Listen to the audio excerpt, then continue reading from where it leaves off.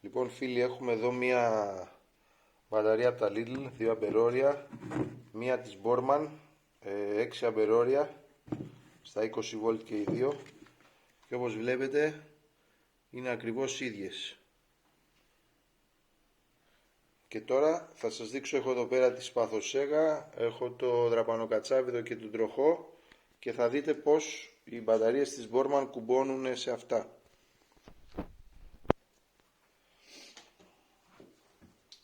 Σέγα, Borman, κουμπώνει πλήρως.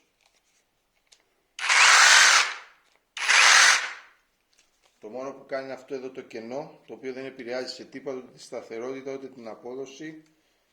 Δουλεύει κανονικά, δεν χρειάζεται να κάνεις τίποτα.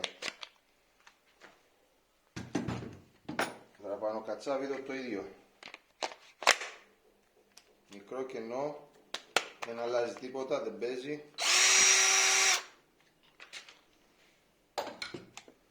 Τροχάκι,